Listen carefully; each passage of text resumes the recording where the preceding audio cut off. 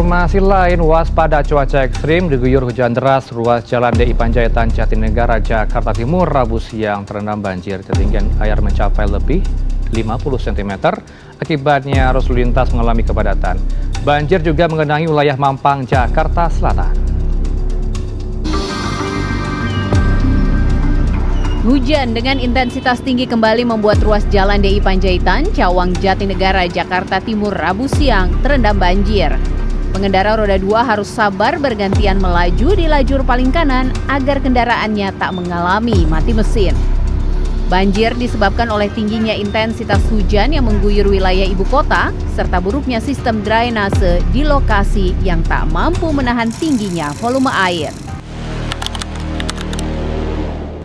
Dalam beberapa tahun terakhir, berbagai kota di Indonesia terus mengalami permasalahan banjir perkotaan. Fenomena ini tidak hanya terjadi di kota-kota besar seperti Jakarta, Bandung, Bekasi, dan Semarang, tetapi juga terjadi di kawasan berkembang yang mengalami pertumbuhan secara pesat. Ketika hujan dengan intensitas tinggi turun dalam waktu singkat, jalan-jalan utama tergenang, aktivitas masyarakat terganggu, dan kerugian ekonomi pun meningkat.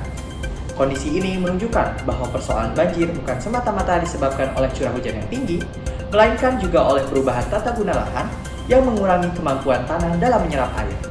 Pembangunan gedung, jalan raya, kawasan industri, dan permukiman yang semakin masif telah menggantikan banyak area resapan alami. Akibatnya, air hujan yang seharusnya meresap ke dalam tanah berubah menjadi limpasan permukaan dalam jumlah besar dan membebani sistem drainase perkotaan. Melalui pemaparan ini, kami dari kelompok 3 akan membahas bagaimana konsep eco drainage menjadi solusi yang lebih berkelanjutan dalam mengatasi permasalahan tersebut. Selama puluhan tahun, sistem drainase yang diterapkan di berbagai wilayah di Indonesia menggunakan pendekatan konvensional. Tujuan utama sistem ini adalah membuang air hujan secepat mungkin menuju sungai dan saluran pembuangan. Pada awalnya, pendekatan tersebut dianggap efektif. Namun, seiring peningkatan urbanisasi dan pembangunan, kapasitas saluran yang tersedia tidak lagi mampu menampung debit limpasan yang terus bertambah. Di sisi lain, berkurangnya ruang terbuka hijau menyebabkan kemampuan infiltrasi tanah menurun secara signifikan. Air hujan yang sebelumnya dapat meresap, kini langsung mengalir di atas permukaan jalan dan area terbangun. Dampak yang muncul dari permasalahan ini tidak hanya berupa banjir. Dalam jangka panjang, berkurangnya infiltrasi juga menyebabkan penurunan cadangan air tanah, meningkatnya resiko kekeringan saat musim kemarau, menurunnya permukaan tanah pada beberapa wilayah, serta menurunnya kualitas lingkungan perkotaan. Dengan kata lain, sistem drainase konvensional hanya memindahkan masalah air dari suatu tempat ke tempat lain tanpa menyelesaikan akar permasalahannya. Sebagai respon atas permasalahan tersebut, berkembanglah eco drainage atau drainase berwawasan lingkungan. Berbeda dengan pendekatan konvensional yang berusaha membuang air secepat mungkin, eco drainage berupaya mengelola air hujan sedekat mungkin dengan lokasi jatuhnya hujan. Prinsip utamanya adalah menahan, meresapkan, menyaring, dan memanfaatkan kembali air hujan melalui mekanisme yang menurut proses alami di lingkungan. Melalui pendekatan ini, air hujan tidak lagi dianggap sebagai limbah yang harus dibuang, melainkan sebagai sumber daya yang perlu dikelola. Tujuan akhirnya adalah mengurangi limpasan permukaan, mencegah banjir, meningkatkan cadangan air tanah, serta menjaga keseimbangan siklus hidrologi yang terganggu akibat pembangunan. Sebelum sistem eco drainage dirancang, diperlukan analisis hidrologi yang tepat. Dalam teknik sipil, salah satu metode yang paling umum digunakan adalah metode rasional. Metode ini digunakan untuk memperkirakan debit puncak limpasan yang mungkin terjadi pada suatu kawasan ketika hujan turun. Besaran debit dipengaruhi oleh beberapa faktor utama, yaitu koefisien limpasan, intensitas hujan, dan luas daerah tangkapan air. Analisis ini sangat penting karena menjadi dasar dalam menentukan kapasitas infrastruktur yang akan dibangun. Tanpa penghitungan yang akurat, sistem drainase beresiko mengalami kegagalan fungsi akibat menghadapi hujan dengan intensitas tinggi. Oleh karena itu, analisis merupakan fondasi utama dalam setiap perencanaan eco drainage. Salah satu yang banyak digunakan dalam eco drainage adalah permeable pavement atau perkerasan berpori. Pada sistem jalan konvensional, permukaan aspal dan beton bersifat kedap air, sehingga seluruh air hujan mengalir menjadi limpasan permukaan. Sebaliknya, permeable pavement dirancang memiliki rongga-rongga kecil yang memungkinkan air hujan menembus permukaan dan masuk ke lapisan agregat di paling bawah. Dari lapisan tersebut, air secara perlahan meresap ke dalam tanah. Dengan mekanisme ini, volume air yang masuk ke saluran drainase dapat berkurang secara signifikan. Selain membantu mengurangi genangan, sistem ini juga berkontribusi dalam pengisian ulang cadangan air tanah yang semakin menurun di kawasan perkotaan. Selain perkerasan berpori, eco drainage juga memanfaatkan taman bioretensi.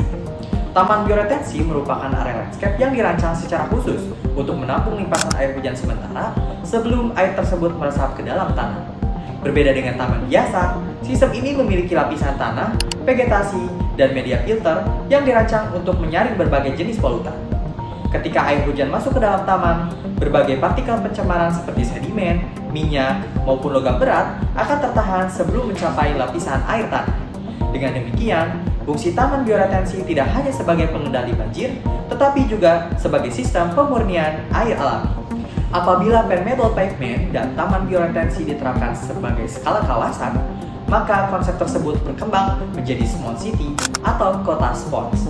Konsep ini bertujuan menjadikan kota mampu menyerap, menyimpan, dan mengelola air hujan sebagaimana fungsi alami hutan. Penerapannya dilakukan melalui integrasi berbagai elemen seperti taman kota, ruang terbuka hijau, kolam retensi, koridor vegetasi, atap hijau, serta sistem pemanenan air hujan. Beberapa negara telah menunjukkan keberhasilan pendekatan ini dalam mengurangi resiko banjir dan meningkatkan ketahanan lingkungan terhadap perubahan iklim. Bagi Indonesia yang memiliki curah hujan tinggi, konsep Spong City menjadi salah satu pendekatan yang sangat relevan untuk dikembangkan pada masa yang akan datang.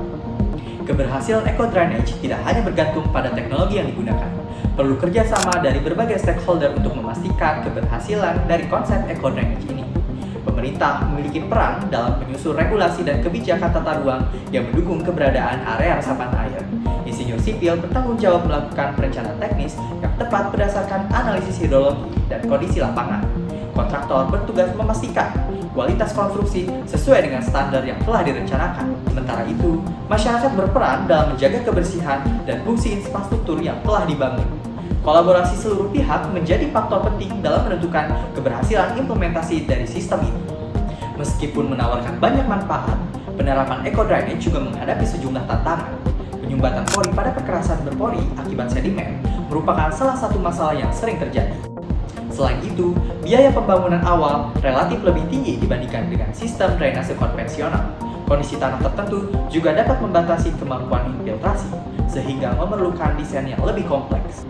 Namun, apabila ditinjau dalam jangka waktu panjang, manfaat yang diperoleh berupa pengurangan risiko banjir, peningkatan kualitas lingkungan, serta konservasi sumber daya air jauh lebih besar dibandingkan biaya yang dikeluarkan.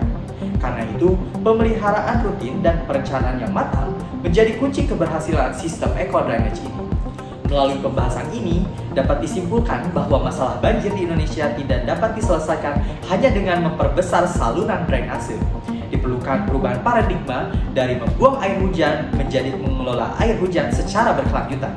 Eco drainage menawarkan pendekatan yang lebih adaptif melalui peningkatan infiltrasi, pengurangan limpasan permukaan, dan pemulihan fungsi hidrologi alami.